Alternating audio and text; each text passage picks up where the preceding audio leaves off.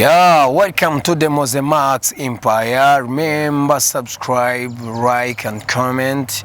Hano nkaba ndi kumwe n'umusore tugendere kuri Mosemax Empire. Nawe hakaba hari icyo afite ashaka kuba yavuga yabwira urubyiruko. Nawe ndabona uracyari umusore nkanjye. Uracyari umusore nkanjye nta kintu aribwira. Tukaba tubahaye ikaze duhaye buri muntu wese ukurikiye Mosemax. Nkuko babizi hari abantu batuburirwa cyane ugasanga turi gusubira inyuma, ariko kugira ngo Moze hari ikintu kimaze iminsi kivugwa, ariko twagira ngo dukonfirime neza. Hari abantu babigwamo bagahomba nkuko duhomba cyangwa nkuko twahombye. Guhomba byo guhomba mu buzima bibaho. Wenda icyo uri kubona ntago ari saga bro. Ibyo ndi kuvuga biri real, byambayeho. Byambayeho, ni true story turi kuvuga y'uburyo urubyiruko ruri hano hanze ruri kwibwa, rukibwa ruzi ngo rugiye gukira. Nubwo Steven avuga ngo ni story, nawe ndabizi ko kugira ngo abone amafaranga yo gushora muri business, atangira muri business. Yarambwiye ngo yarafite akantu k'akabanza bamuhaye yari mu cyaro, aremera agenda akagurisha. Ariko ibyo ndi kuvuga nge byambayeho. Byambayeho, baranyigisha, amaje kwigishwa bambwira ko ngiye gukira. Mbajije amafaranga ngo nayo umugabane. Mbajije amafaranga mugabane ngomba gushora muri business nzi ngo ngiye gukira. Nayo mfite ibihumbi 228 sha.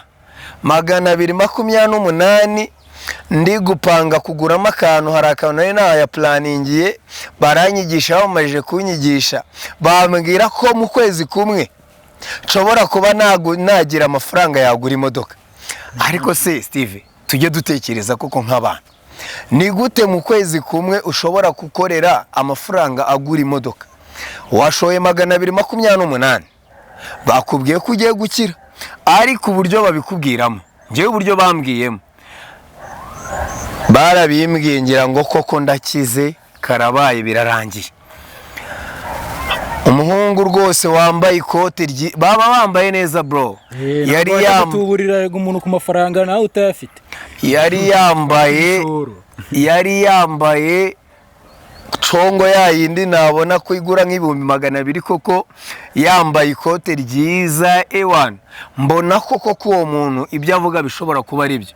Nareba look, nareba uburyo asa, nareba uburyo ambwira ko ari umusore mugenzi wanjye, sibyo?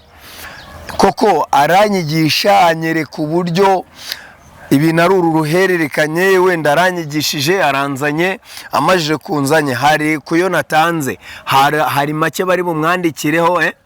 Arambwira ko ari uruhererekane. Arambwira ngo kuba winjiye muri business ibihumbi 20 na bingahe ngo urahita ubibona kuri konti yawe, kandi ari wunzanye. Njewe ndikozaho ndavuga ati nimba koko umuntu winjiye, kuko yaba yari yambwiye ngo umuntu wese winjiye akinjira muri ya timu yanyu, sibyo?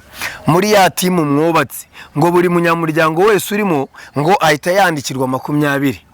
Ngira ngo uko ndavuga ati okay, nimba naba muzanye cyangwa namuzanye nzajya ninjiza. Noneho ndagenda njyana nawe rwose njya kuri Beka hariya mu mujyi bro. Ibyo byabayeho ni hariya mu mujyi, byambereyeho hariya kwa Makuza. Ntibagire ngo turamamaje. Hoya ntabwo turi kwamamara, ibintu turi kuvuga ni ibintu byambayeho. Numva koko ni gitangaza kandi biranababaje cyane. Kuba nk'urubyiruko rushaka gutera imbere ruri kwigishwa n'urundi rubyiruko, harimo abari kugenda bakagurisha amasambu bahawe nk'imigabane, ko baba babwiye ngo mu kwezi kumwe cyangwa amezi 2 ushobora guhita ugura imodoka bigakunda, sibyo?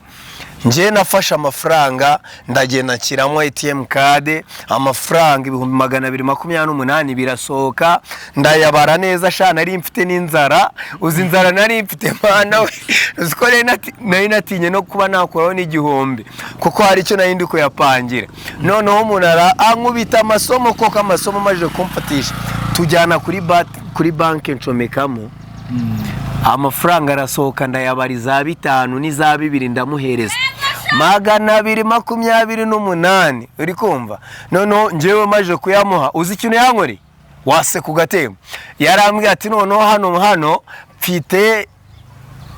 mfite umuntu w'inshuti yanjye mfite umuntu wanjye ngwino nje kugurira icyayi ngira ngo koko agiye kungurira icyayi kumbi agiye kungurira icyayi muri yayandi yanjye bamajije kuntuburira niho bagiye kuguriramo icyayi umaze kuba wigishoro nyine twaragiye tumaje kugerayo uri kumva twamaje kugerayo njyewe akoresha icyayi cya kindi cyiza koko yankoreshereje icyayi barambwira turafatisha n'iki ngira ngo muvandimwe ndi kumuvuna kwandi agiye kunyereka umushinga wo gukira ndavuga ati ntacyo banzanira akarindazi ahita avuga ngo yamumuzaniye ku isambusa z'inyama babanzaniye ku isambusa inzara ubwo urumva nari nirirwanye nubwo ishizemo yanjye ndayatanga noneho nyimara kugera hirya numva agatima karankomanze noneho narabitekerejeho mbona ko ibintu bari kumbwira bishobora kuba byashoboka ariko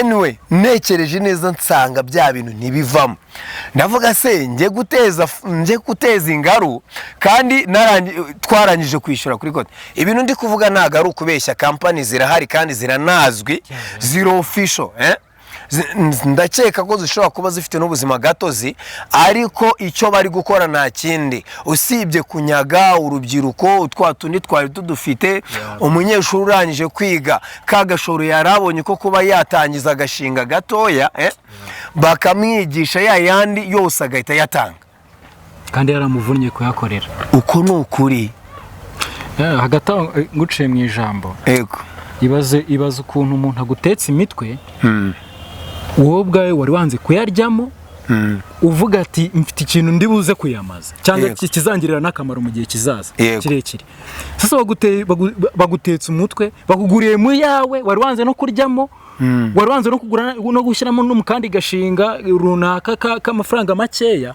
kugira ngo wiringire icyo gihe kumva yuko propaganda yo kuvuga yo kujya mu mutwe bakumvisha yuko ayo mafaranga yawe agomba kwihuta mu gihe gitoya mani biba bibabaje wowe ukiyereta uruva nyuma nyine ugasanga bakubeshyaga ariko mu by'ukuri baba baguciye intege mu buzima kandi ni ibintu bibaho kenshi cyane nubwo abantu batabivuga ariko bibaho hari igihe usanga nta n'ikizibiti ufite rimwe na rimwe ugahomba ukabyimenyera pe burundu oya birababaje kuko ikintu gituma bibabaza hari igihe ayo mafaranga aba ariyo ufite imbere n'inyuma kandi nubwo bakubwira business ntago akubwiza ukuri akubwira ati dore ugiye kwinjira muri company ushora gutya wamara gushora ukagenda ukigisha urundi rubyiruko rugenzi rwawe rushobora kuba rufite amafaranga kuko iyo bari kukwigisha wumva ko na rwa rubyiruko rugenzi rwawe ya mafaranga ufite narwo ruyafite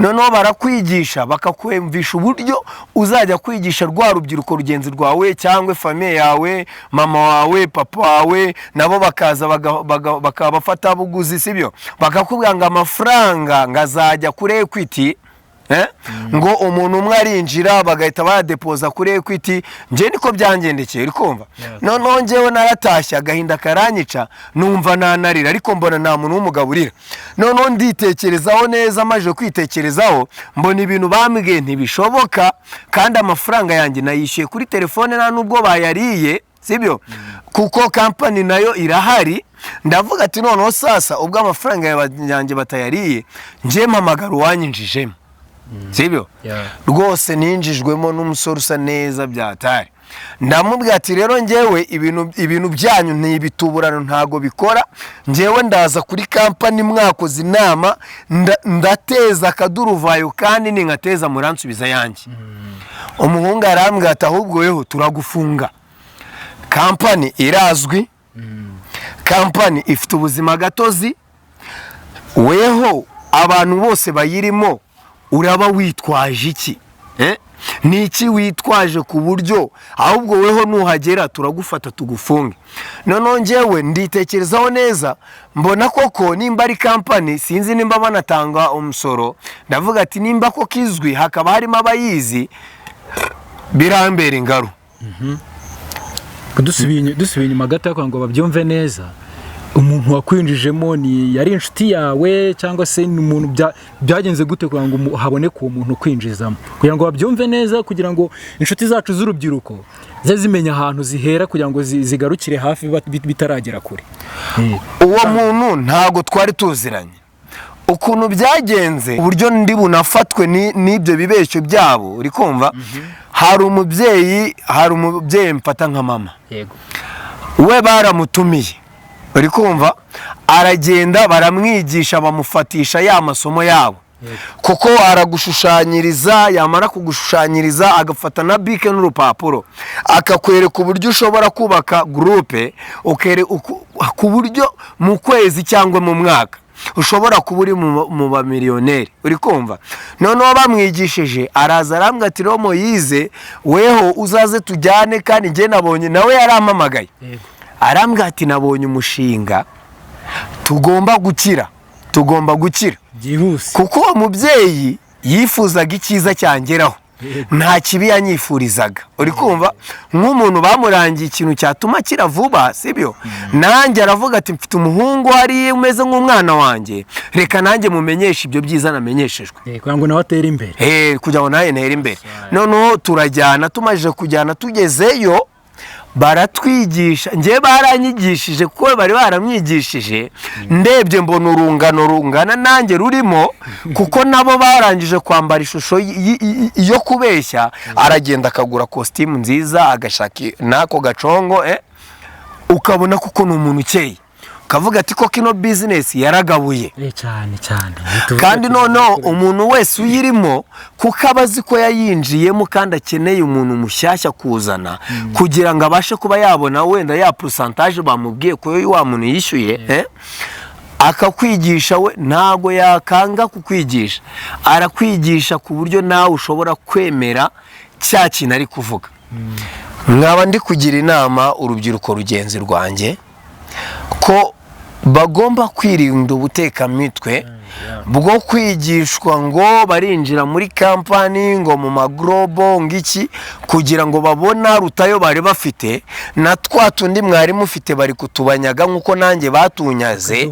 Hahandi natanze 228 ariko nta n'igiceri cy'10 nakiriye, bakuzanira ngo package y'imiti y'ibinini bro, bakakubwira uburyo ibyo binini bivura kanseri, abafite imitwe idakira, wowe uhita wumva ko n'umuntu wamugaye ahubwo ashobora kuba yanakira. Rero ndabagira inama rubyiruko rugenzi rwanjye, muhumuke, mwirinde abantu baza bakinjira mu bwonko bwanyu, mu mitwe yanyu, bakabereka uburyo mugiye kugura ama etaje utakoreye ngo ukore akazi kawe kakuvune uvire amaraso, iyo nta etaje uzabona. Batangirire kuri zero, bakore bagende bazamuka. Iyo modoka wayikorera ukayibona kandi wakoze neza Moise, wayigura kuko ayo ntago ari zero utangiriye. 228 ni amafaranga menshi. Urumva aho waratangiriye nawe, waratangiriye kuri zero, ugakora ya 220 ukayabona. 18 ntago zakunanira kuzigeraho. Uwo mushinga wa 228 ushobora kuwushora hariya buri kwezi, ukagenda wunguka ukazagira igihe utera imbere, niyo modoka ukayigura. Ariko yo atari ibintu bavuze ngo mu cyumweru kimwe mu kwezi mu mwaka uzabuguza imodoka. Kampani kubwo umutekano wanjye ntago nyivuze mu izina, ariko biyumve, utekereze ku maglobo ari kuza kukwigisha.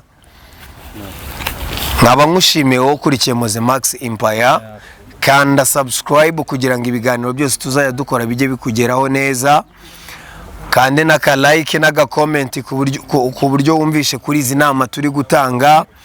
Nurangiza ushaka kwamamaza igikorwa cyawe, munsi ukuntu uraza kubona nimero ya telefone, cyangwa hari indi nyunganizi ushaka kutugezaho, cyangwa ushaka kuduhamagara nawe hari icyo wabwira abanyarwanda. Murakoze kuba mwakurikiye Mozemax Empire. Ciao.